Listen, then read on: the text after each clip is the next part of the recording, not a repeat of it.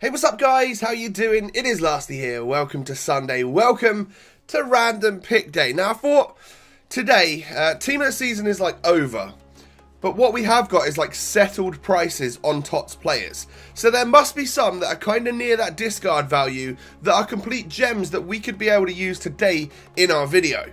So I'm aiming for 3 different team of the season players today, all between 25 and 30k, and on page number 6 I get a wide variety of choice, and I decided to go for the Frenchman who plays for Brighton. It is Knockaert, who I think won like Player of the Year in the Championship as well, so helped Brighton get promotion. Of course, the Frenchman looks to have a bit of a good card on this game. So that's our first random pick player. If you do enjoy today's episode, by the way, hit that thumbs up button. I greatly appreciate it. And on page number 9, I get a few different choices. A couple of them are the same player. But in the end, I decide to go for the Turkish striker that we're on right now. It is TOTS. He actually looks to be a bit of a beast. And for the price that he's going to cost, I'm like, yeah, I definitely want to see if he can score any goals for me on Ultimate Team. And then finally, page number 15, I nearly went for Jermaine Lons, but then realised that we already got, like, it wouldn't have worked in terms of formation and stuff. So eventually I chose the 87 rated Brazilian centre-back, Marcelo, who looks to be a good centre-back on this game with great defending, decent pace. Hopefully we can link him up. And we should be all golden. So with that, I'm going to go for the 4-3-2-1. The reason, obviously, I didn't go for Jermaine Lons because we already had the right-sided player in Knockaert. It would have been a bit of a one-sort-of-sided, heavy-sided, weird formation squad if we did decide to use both.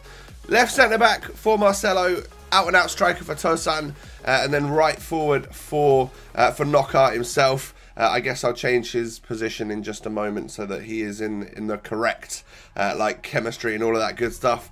Anchor, Catalyst and Engine for my 3 team of the season players today. That's what I've gone with for chemistry styles.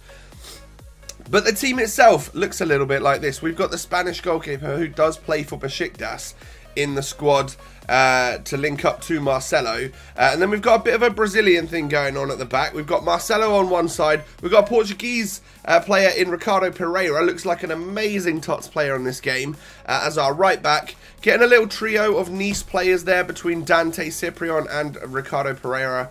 But our first random pick player today is Marcelo. He's 87 rated, and I believe he was in the first TOTS ever this year, which was the community TOTS, right? 74 pace and dribbling, 88 defending, 86 physical. Could be a bit of a beast, man. We then have 80 club member Cyprian, who is a very good player, as well as the 87 Casemiro, who cost me 40k for that guy. Like, ridiculous stats for him for 40k. And then I'm using Emmanuel Petit. Like, I've got a 5-game loan left on mine, so I'm going to use that one right there. I'm running short of coins, so I wouldn't have been able to buy the regular Petit. So yeah, that's how much I've like stacked my club of different players now. I'm sort of playing end game, and I've got like all the players that I want to keep forever. But Knockaert is my second random pick player today. He's got 83 pace and passing, 85 shooting, and 88 dribbling. High work rates. Left-footed on the right-hand side means that we're going to look to cut in probably with Berber spins and stuff. But he does have 4-star skills, which is obviously useful. Cenk Tosun is a Turkish striker plays for Besiktas. He's our third random pick player today. Only 80 pace, but he's got 86 dribbling, 91 shooting and 89 physical. And he's 6 foot tall. So I reckon he could probably do the business. Pretty sure that's the same guy that we packed on the Road to Glory. We ended up selling. So like, here's my chance to finally actually get to use him, see if it was the right move to flog him, or whether or not we could have used him to some success. And now we move on to the goals that I scored. I scored a nice goal there with Casemiro. Literally, he's only got pace that's low, like 60 odd on this one, and then he's got everything else like really high 80s. So he's nearly a member of Club 80 apart from just the pace, which it doesn't ever make a difference to me as a centre midfielder. Literally don't notice him to be slow in that position. All I notice him to be is a complete and utter beast. So definitely recommend 40k for the 87 Casemiro.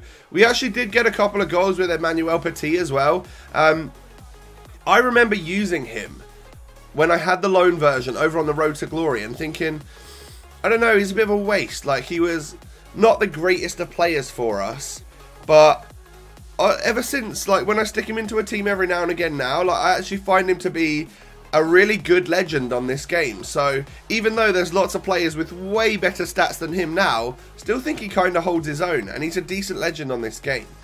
So we now move on to the goals that we scored with Tosan. Definitely noticed that he was 80 pace. You know, he didn't feel like next level quick like a lot of the, you know, the 90 plus pace team of the season players feel like. But in other areas, such as like him being able to hold the ball up and getting into the right position just to tap the ball home. Great example of a goal right there where he's just in the right space at the right time. Didn't really need to utilise his pace there, did we? And then here, just getting past the defenders. I would say his sprint speed impressed me more than his acceleration. And therefore, like, once he gets going, I found it a little bit more difficult for my opponent's defenders to stop him. And he's good at finishing the ball on both feet, actually. I'm not even sure what his weak foot stat is. Pretty sure it was 4-star. And if so, that sort of rings true to me because he was able to score on both feet. But now we move on to the real star of the episode. And it's Knockout, right? Look at that goal for a first one right there. Just takes the touch and bangs it on the half volley. Lovely, lovely finish. Knockout.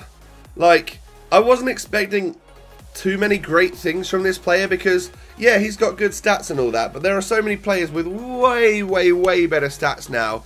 And, like, he's got, like, 85 shooting and 83 passing, which are fine, but they're not end game, like, my final team best ever players type of stats, you know. I'm using players with 95 shooting all the time and stuff now. So I wondered how he would fare, and my God. Like, without even trying to force the ball to him, just literally trying to play my game, try and get goals with whoever was in the right spot at the right time. Boy, did I score goals with Knockout. I think he got like 8 goals and some assists in the 5 games that we played. And we were limited to 5 games today, obviously, because of the Emmanuel Petit loan. I only had 5 games left on him. And that obviously puts the pressure on me to make sure I get enough goals for this video. And, well, I easily did. I actually easily got enough goals to make this video. And Knockout was one that was really, really tucking him away. Like, he scored a header, he scored a shot with his weak foot, which is only 3-star, I'm pretty sure. But that left foot, man, it's awesome. And especially what I noticed, and we scored a few goals like it, is that he is rapid off a Berber spin. Like, he'll do a Berber spin, and then from that, he is just like super, super quick off the mark, gets in front of the defenders, and then just taps that ball home. Superb player who is going to get a solid rating today in the random pick. So, rating the team overall then, my goalkeeper was alright, and that for a Spanish team of the season goalkeeper, yeah, like 25k, you got a relative bargain there. I think he's alright. Danilo Pereira at right back is just phenomenal, and actually regular Marcelo is awesome as well. I would love to see how a team of the season or team of the year Marcelo performs, because I was impressed. I was also super impressed with Dante, and that's just a regular 81 version with 54 pace. So obviously having Marcelo next to him who has a bit of pace about him was useful, and this Marcelo did a great job. I rate him, let's give him a rating out of 10 and stuff. I'm going to go for a 4-star value for money and an 8 out of 10. You could probably get slightly better centre-backs for the money at this point in time. Maybe that was a bit harsh. It should kind of be 4.5-star value for money, I guess.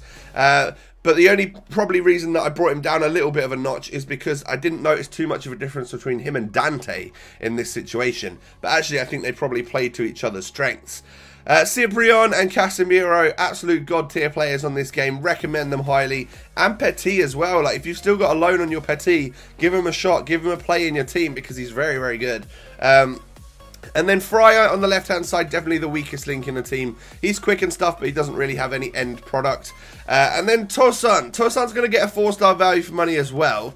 And a 7.5 out of 10. So to me, that is like a slightly above average rating. He got 4 goals and 2 assists, so 6 contributions in 5 games. But it's not as good as this guy, Anthony Knockout, who got 10 assists in 10 contributions in 5 games. 8 of those being goals. 5-star value for money, 9 out of 10 for him. He's not like the the upper tier, high level player that you can expect to pay a bit more money for. But for the money you pay for him, you're getting a really good gem of a player that would fit into a French team just absolutely brilliantly. So, There you have it, guys. That is the random pick for today. The squad's not the greatest of hybrids. I know there's a lot of French and a lot of Brazilians in there, but it was just a case of, I had Turkish League in defense and Turkish League up front.